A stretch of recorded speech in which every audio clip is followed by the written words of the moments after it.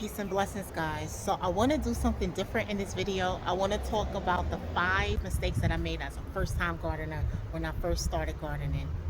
If you are new to this channel, please do not forget to subscribe, like, and share, and come along. And I hope that these 5 mistakes help and benefit you in your garden. Okay, so number one, let's talk about fertilizers. Went to the grocery market and you see all of these different fertilizer types and you're unsure of what to get, you feel overwhelmed.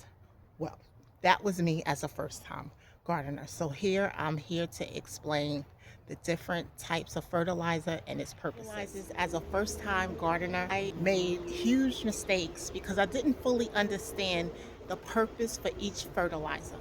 So, as a first time gardener, you want to understand the plant that you're planting and what it needs. So, for example, if you're planting, let's say, collard greens, that plant needs to grow. It's leafy greens, so it's going to be required to have nutrients such as high nitrogen. So, when it comes to like your blood meal, its main purpose is high nitrogen. I didn't understand that. I was watching different gardener videos and they were talking about fertilizers using blood meal, mixing it with bone meal, using fish fertilizer, and I basically was doing the same thing. Then as I started to come into this garden season, I started really digging more deep into the purpose of blood meal and what is it, but also understanding the NPKs, your N, which is your nitrogen, your P, which is your phosphorus, and your K, which is potassium. Each fertilizer serves a purpose at different stages of your plant's life. So when your plant is at its early stage, such as the seedlings, you don't really want to feed it blood meal, which is high nitrogen, roots to develop. So that's where your bone meal comes in. Your bone meal provides strong root development. So you want to use bone meal as the plant grows throughout its vegetative. So such as the seedling like this is a sugar baby watermelon, and at this moment it's in its vegetative state. And this would be the perfect time if you wanted to add blood meal to this awesome fish fertilizer. Then, as your plant gets to its full development stage where it begins to start flowering, this is where you want to then start adding more phosphorus and more potassium to the soil to help with the blooms. So bone meal would be great for that. They also have what you can use as liquid fertilizer, which is a bloom booster, which helps and encourages the blooms of the flowers, which will help produce more fruit. Also, when it comes to fertilizer, you have your liquid fertilizer and you have your granulated fertilizer. Your granulated fertilizer is a slow release fertilizer, meaning that it releases the nutrients in the fertilizer at a slower rate and feeds your plant over time.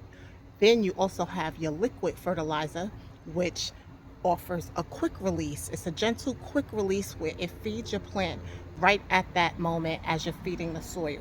So, especially if you're a gardener and you're gardening in containers, it's best to fertilize maybe once a month with the granulated and every 2 weeks with the fertilizer, with the liquid fertilizer. But it's your garden, so you have to pay attention to your garden, pay attention to your plants, and to understand what it is that it needs at what point in time that it needs. All purpose fertilizer. That's something that I was hearing a lot in different videos as I was learning how to garden and what to do in my garden. All purpose fertilizer. 10 4 4s, 2 2 2s. So I would just go and I would hear garden tone, and I would go and grab it and I would feed it. But understanding that each all-purpose fertilizer serves its different purpose depending on that NPK. So if you have a 10 10 10 are high numbers. So those are going to feed your heavy feeders, such as your melons, your cantaloupes, your tomatoes, and plants of that sort. Now, if you have um, Plants that aren't so that don't need that heavy feeding, then you want to serve it a smaller number in your for your all-purpose fertilizers, such as like a 3, 5, 6. Compost and fertilizer, two different purposes. I did not understand that. Compost feeds the soil, fertilizer feeds the plants. They both help the plants to grow, but you cannot just add compost and expect for your plants to get its nutrients, because the compost only feeds the soil. You can't only add fertilizer because it'll help the plant to grow, but your soil needs to feed. So this is why I understand why you add cow manure, worm castings, chicken manure, rabbit manure, different, any type of compost per your liking, along with fertilizer. Worm castings. Worm castings is gold in your garden. Uh, you can put that ish on everything. It is your hot sauce to your plants. You can put it on anything, everything, any stage, all stages, everything.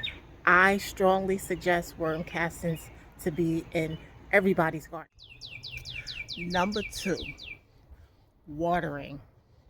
Huge mistake I was making in my first garden season.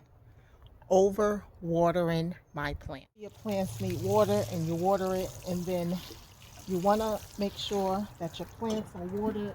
Some say water every day, some say water on a schedule, but know your plants. Know your environment, know where your sun is, because all of that will help you determine when you need to water. Not every garden needs to be watered every day, because your soil, depending on where your sun is, how your garden is set up, it may not dry out as fast as someone else's garden who's in the sun that may need to be watered every day. So know your plants. Number 3, shading. Shading your garden is important, and it was something that I didn't do because I was under the assumption that your plants need sun, so let it get the sun. But sometimes too much sun, depending on how hot it is, how humid it is, how strong that sunlight is, it can burn your plants. So know to shade your plants to help the leaves and to keep it from. Number 4, mulching.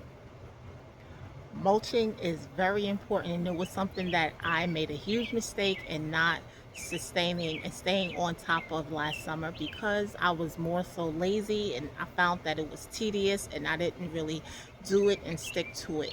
But I'm learning that it's very important because it holds the moisture and keeps the soil cool during the summer, and it holds the moisture and keeps the soil warm in the winter. Number 5, do not compare your garden to other people's garden. That is a huge mistake that I did last year, was comparing my garden to other people's garden and doing what they were doing in their garden. I'm not saying that you can't learn from other people. You can, but you take you take nuggets and you apply it according to your garden.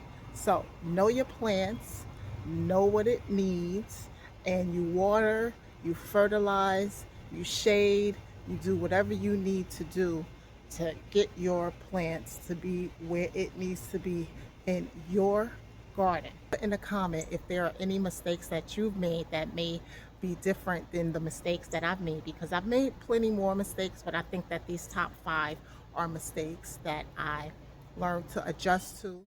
Okay, so while we're out here in the garden, let me give you guys a quick update on what has been going on. So here is our squash plant. So far, we have this one. We have 1, 2, let's see, 3 that are waiting. The flowers are waiting to open. We have this one here, which has been pollinated. So far, 2 have been pollinated. This one and this one have already been pollinated, and we have all of these zucchinis coming. We also have this yellow pear tomato, which has started to flower, and we should be getting some yellow pear tomatoes soon. And guys, look at our sunflower. I mean, why is the head so small and so tall? I really thought it was gonna be a bigger head, but I still think she's so pretty. It's actually a double-headed sunflower. Let me see if I could get you a little closer. So it actually has like one, two more heads attached. I have another tomato here that's flowering. Let me see. The flowers have started to open. I'm not sure what tomato plant that is. Our beans here that have started to pod and flower. Our cucumber plants. This is our purple pepper plant with the zinnia, some marigolds. Our sugar baby watermelon plant. The potatoes are just out of control. All right. It has just taken over the garden and we have some flowers here. So hopefully them tubers is tubering in the soil. I'm nervous but super excited about these potatoes because last year, I thought I was doing something, and then when it came time to harvest, I didn't have nothing. Do not forget to please like, share, and subscribe to the channel, and I check you guys on the next video. Peace.